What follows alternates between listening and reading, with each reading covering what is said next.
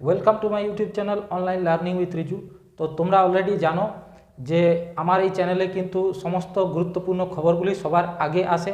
তো চ্যানেলটা যদি নতুন এসে থাকে অবশ্যই সাবস্ক্রাইব করো। ফার্স্ট তোমাদের সঙ্গে আজকে শেয়ার করবে একটা গুরুত্বপূর্ণ খবর। তো ডাব্লিউবিপিআরবি তাদের রিক্রুটমেন্ট রুলের মধ্যে অ্যামেন্ডমেন্ট নিয়ে এসেছে এবং এই অ্যামেন্ডমেন্টটা কিসের রিলেটেড? এটা হচ্ছে বয়সের রিলেটেড। তোমাদের অনেকের জানা আছে যে ডাব্লিউবিপি কনস্টেবলের ক্ষেত্রে বয়সের যে ছাড় সেটা বয়সটা হয়েছে 30 বছর, আগে 27 ছিল। পরবর্তী ক্ষেত্রে রিক্রুটমেন্ট রুলসের মধ্যে চেঞ্জ এনে বয়সটাকে 27 থেকে 30 করা হয়েছে। কিন্তু এসআইয়ের ক্ষেত্রে বয়স সীমা সেই পূর্বের মতো 27 বছরেই ছিল।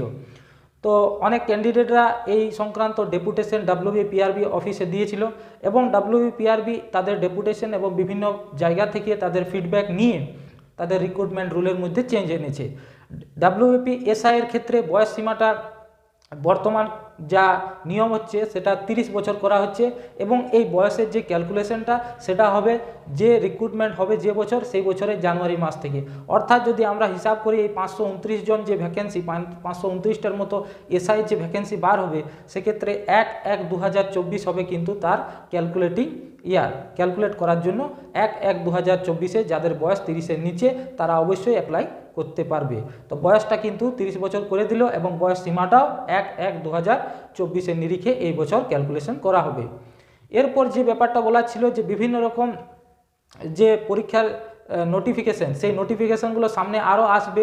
ডাব্লিউবিপি কনস্টেবলেরও একটা ভ্যাকেন্সি খুব সত্বর বেরোতে পারে, 12,000-এর মতো ভ্যাকেন্সি। আর এসআইয়ের যেটা তোমরা অলরেডি দেখেছো বিভিন্ন টেলিগ্রাম গ্রুপে পিডিএফ আছে। আর এই বয়সের রিলেটেড যে অ্যামেন্ডমেন্টটা এনেছে ডাব্লিউবিপিআরবি সেই অ্যামেন্ডমেন্টটা তোমরা দেখো, এইখানে তোমরা দেখতে পাবে। এছাড়াও তোমরা ফেসবুক ইত্যাদি যারা চালাও বা টেলিগ্রামের বিভিন্ন গ্রুপের সঙ্গে যুক্ত আছো তারা তো অবশ্যই খবরটা পেয়ে গেছো এবং এটা একটা খুব খুশির খবর।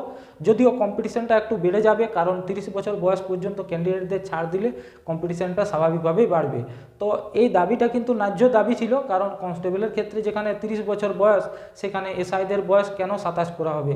এটা অবশ্যই অনেকে ন্যায্য দাবি এবং ন্যায্য দাবি মতো বয়সটাও কিন্তু 30 বছর করা হয়েছে। মানে পরবর্তী যে নোটিফিকেশানটা বার হবে এসআইয়ের জন্য ডাব্লিউবিপি এসআই, সেই ডাব্লিউবিপি এসআইয়ের নোটিফিকেশানে তোমরা এই পরিবর্তিত বয়সের যে রুল সেই রুলটা তোমরা দেখতে পাবে। আশা করি এই ভিডিওটা তোমাদের ভালো লেগেছে।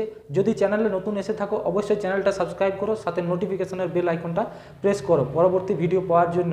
আরেকটা কথা যে ফুড এসআইয়ের যে পরীক্ষা 16ই মার্চ হচ্ছে, 16-17 দুটো মার্চ দুদিন হচ্ছে এবং দুদিনে টোটাল 6টা শিফটে পরীক্ষা হবে। তাদের প্রশ্নপত্র কিন্তু তোমরা বাড়িতে নিয়ে আসতে পারবে না এবং তার অ্যাডমিট কার্ড 2 তারিখ সম্ভবত ডাব্লিউবিপিএসসি পাবলিশ করে দেবে। তো আর মক টেস্ট দেওয়ার জন্য আমার চ্যানেলে অলরেডি 2-3টে মক টেস্ট আছে। তোমরা যারা জিকের প্রিপারেশন ভালোভাবে করছো জিকে মক টেস্ট কিন্তু অলরেডি 3টে আছে, তোমরা প্র্যাকটিস করো। জিকে মক টেস্টগুলো চ্যানেলে দেখতে পাবে।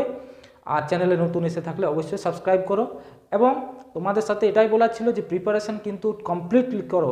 এখন যদি ভ্যাকেন্সি বার হয় এর আগে থেকে তোমাদের প্রিপারেশন স্টার্ট করা উচিত এবং এখন থেকে তোমরা যদি নিজেরা উদ্যম নাও ভালোভাবে প্রস্তুতি তাহলে হয়তো সফল হবে। Thank you so much for watching.